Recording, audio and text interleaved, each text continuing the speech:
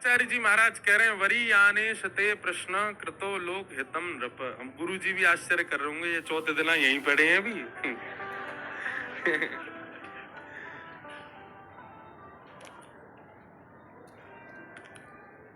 भागवत जी इतनी अद्भुत हैं, इतनी इतनी विस्तृत हैं कि कैसे 7 दिन में पूरी करें हमें तो समझ ही नहीं आती। और फिर ऊपर से कभी अष्ट सखा आगे आ जाए बोले हम सेवा में ले, कभी मीराबाई आ जाए बोले हमारो एक पद गा दो, हमारी कोई भाव बताओ, तो फिर सबको प्रणाम करने में समय निकल जाता है। शुकाचार्य जी महाराज परीक्षित से कह रहे हैं, परीक्षित तुम अगर अपने लिए ये प्रश्न कर रहे हो तो उचित नहीं है। क्यों? क्योंकि तुम वो बालक हो जिसने जन्म बाद में लिया, मातृगर्भ में ठाकुर जी का दर्शन किया, और ठाकुर जी का दर्शन ही नहीं, ठाकुर जी ने रक्षा की तुम्हारी। भगवान ने केवल इसीलिए रक्षा करी तुम्हारी कि एक दिन तुम मुक्ति मांगो। भैया वृंदावन में बैठे हो, मुक्ति कोई बहुत बड़ी बात ना है हमारे काजी। ब्रजवासी तो यूं के स्वर्ग अपवर्ग लेकर करेंगे हम क्या, जान लो हमें हम वृंदावन वासी हैं, हमें नहीं चाहिए वैकुंठ। जहां नहीं नंद जहां नहीं यशोदा, जहां नहीं गोपी ग्वाल और गाये, कहा करूं वैकुंठ ही जाए, कहा करूं वैकुंठ ही जाए। क्या करें हम वैकुंठ जाके? विचार करो, अभी आप यहाँ बैठे हो जहाँ पे बिहारी जी नहीं है, राधा वल्लभ जी नहीं है, राधा रमन जी नहीं है, जमुना जी की कुंज, जमुना जी की बढ़िया सुंदर रेती नहीं है, वृंदावन की कुंज गली ना है, राधे राधे बोल के चल रहे अल्लड़ ब्रजवासी ना है,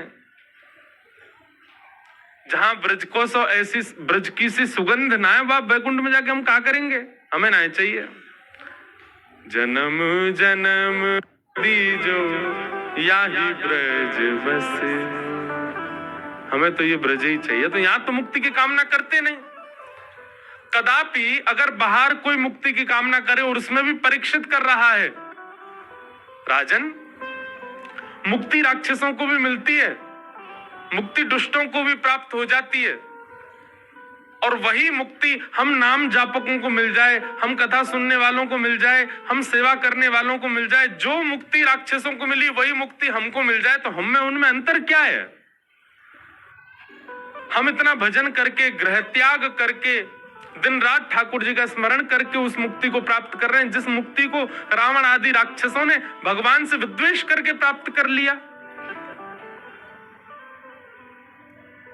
मतलब मेहनत करके पूरे दिन निकालने वाले को भी वही रोटी सब्जी दाल मिल रही है जो आलसी को मिल रही है, तो फिर दोनों में अंतर क्या है? राजन तुम मुक्ति की कामना मत करो। 7 दिन बचे तुम्हारे पास, अरे मुक्ति मिलनी होती तो अंतिम क्षण में प्राप्त हो सकती है। मुक्ति के लिए पूरा जीवन, एक बात बहुत ध्यान से सुनो, पूरा जीवन चाहे हमने जो कुछ भी किया हो, पर अंते नारायण स्मृति, यदि अंतिम श्वास में नारायण का स्मरण हो जाए, अंतिम श्वास में यदि श्री राधा मुख से निकल आवे, अंतिम श्वास में श्री राम मुख से निकल आवे, उसी से ही मुक्ति प्राप्त हो जाएगी। फिर जीवन में हमने क्या किया? सारे चैप्टर क्लोज कर देंगे ठाकुर जी। क्यों? अंत में इसने भगवान नाम ले लिया, अब जीवन पर दृष्टि नहीं डालनी है। लेकिन ये बहुत कठिन है। अंत में अंत राम कहीं आवत नहीं, अंत में भगवत स्मरण हो जाए सहजता से, यह बहुत मुश्किल है, नहीं हो सकता।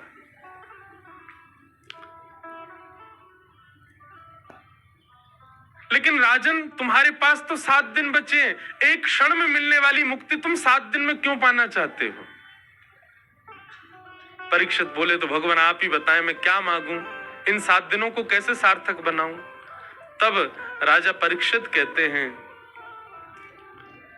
राजन सुखदेव जी कहते हैं तुम मुक्ति मत मांगो, तुम भक्ति मांगो।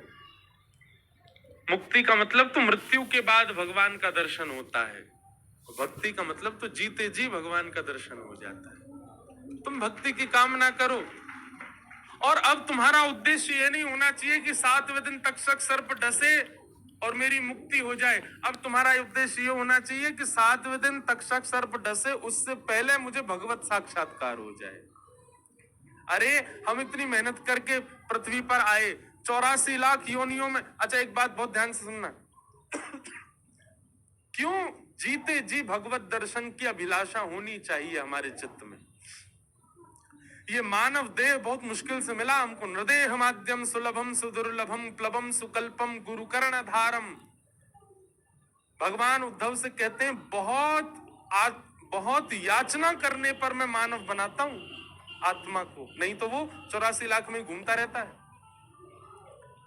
इतनी मेहनत करके हमको मानव देह मिला, मेहनत करके 9 महीना मातृगर्भ में, दुर्गम नरक से भी दुर्गम उस मातृगर्भ में हमने व्यतीत किया।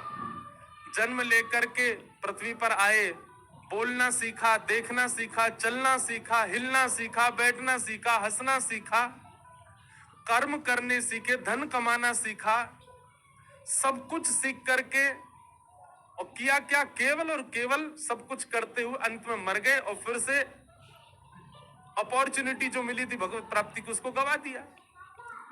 इतना परिश्रम करके मानव बने, सारे परिश्रम हमने किए, इस परिश्रम से इतना तो मांगो कि नाथ इन सब परिश्रमों के फलस्वरूप हमें आप दिख जाओ, एक बार हमें अपना अनुभव करा दो।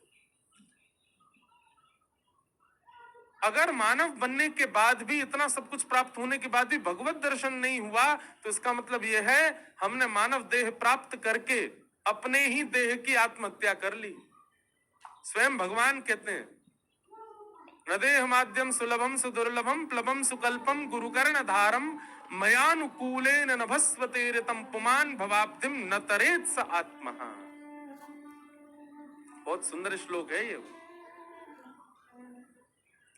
सीधी बात लिख लीजिएगा, आत्महत्या उसकी नहीं मानी जाती जो अपने प्राणों का अपने आप हनन कर देता है। आत्महत्या उसकी मानी जाती है जिसने जन्म लेने के बाद, मानव बनने के बाद भी पूरा जीवन व्यतीत कर दिया, प्राण निकल गए, लेकिन एक बार भी श्री कुंज बिहारी जी को देख नहीं पाया, उसकी आत्महत्या हो गई। जिसने जन्म लेने के बाद में वृंदावन रस नहीं चखा और प्राण त्याग दिए, आत्महत्या उसकी हुई है। जन्म लेने के बाद में अपने गुरुदेव का आश्रय लेकर के युगल सरकार को देख नहीं पाया, उसने अपनी आत्महत्या की। इसलिए परीक्षित, तुम मुक्ति की कामना मत करो, तुम तो भक्ति मांगो। तब परीक्षित के चित्त में आया कि नहीं भगवान, अब मुझे मुक्ति की चिंता नहीं है, अब तो मेरी चिंता केवल ये है कि 7 दिन ही बचे, इन 7 दिन में भगवान से मिलाओ, मुझे भगवत दर्शन कराओ। तब श्री सुखदेव जी महाराज ने अब कथा सुनाना प्रारंभ किया। आगे कई भाव सुनाए गए हैं, अब हम सबको प्रणाम मात्र करते हुए चलेंगे, थोड़ा थोड़ा स्पर्श करेंगे। ब्रह्मा जी ने नारद जी को बताया कि किस प्रकार पृथ्वी का निर्माण हुआ, भगवान ने चतुश्लोकी भागवत प्रदान की। इसी बीच उद्धव विदुर संवाद सुनाया गया, जहां पर विदुर जी महाराज को श्री उद्धव जी भगवान का उपदेश देते हैं और कहते हैं कि ठाकुर जी ने मैत्री मुनि को आज्ञा की है कि तुम हरिद्वार जाके मैत्री मुनि से ये भागवत धर्म श्रवण करो। उद्धव जी महाराज बद्रीनाथ चले जाते हैं और श्री विदुर जी महाराज मैत्री मुनि के आश्रम बैठ करके भागवत धर्म श्रवण करते हैं।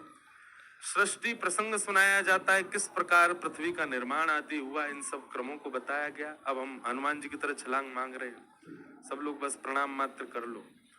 उद्धव विदुर संवाद, उद्धव मैत्रेय विदुर संवाद सब हुए, सृष्टि प्रसंग सुनाया गया। भगवान बराह का प्रादुर्भाव बताया, बोलो बराह भगवान की। भगवान बराह ने प्रकट होकर के रसातल में गई हुई पृथ्वी को वहां से पुनः स्थापित किया और फिर ब्रह्मा जी के श्री अंग से स्वयंभू मनु सतरूपा पृथ्वी पर प्रथम मानव आए। इनकी 3 पुत्री 2 पुत्र हुए, आकुति, प्रसूति और देवहूति, 3 बेटी। प्रियव्रत और उत्तानपाद ये 2 पुत्र हुए। अब यहाँ जो कथा सुनाई जा रही है वो है देवहूति की। देवहूति का विवाह ब्रह्मा जी की छाया से प्रकट हुए कर्दम ऋषि के साथ में हुआ, जिनके घर भगवान कपिल का प्रादुर्भाव। बोलो कपिल भगवान की।